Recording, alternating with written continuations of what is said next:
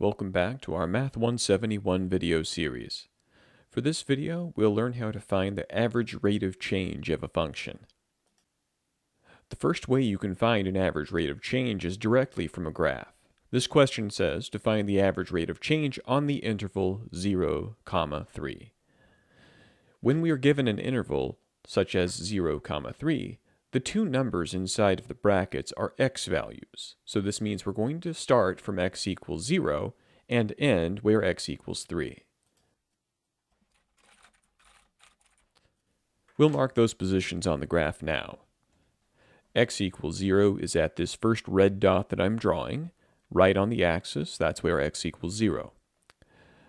X equals 3 is the other red dot I'm drawing on the right, that is where x is 3.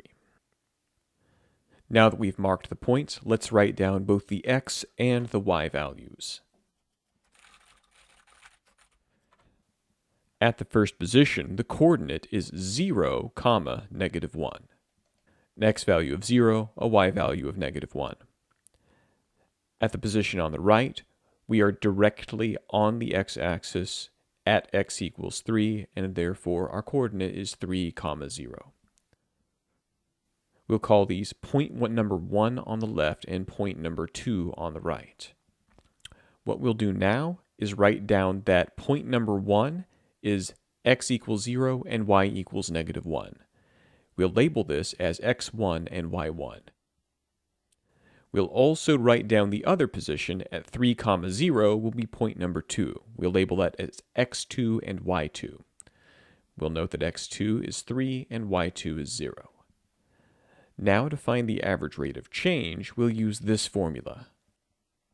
We'll say y2 minus y1 divided by x2 minus x1.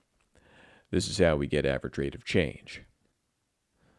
On the top, we'll place our y values. We'll say y2 is 0 minus y1, which is -1, so we'll have 0 minus -1. The double negative changes into a plus, and so 0 plus 1 is 1. On the bottom, we'll have x2 minus x1. x2 is 3, and x1 is 0. If we take 3 minus 0, we get 3, and therefore our average rate of change for this function is 1/3. This will not be the average rate of change everywhere. This is specifically the average rate of change on the interval 0 to 3.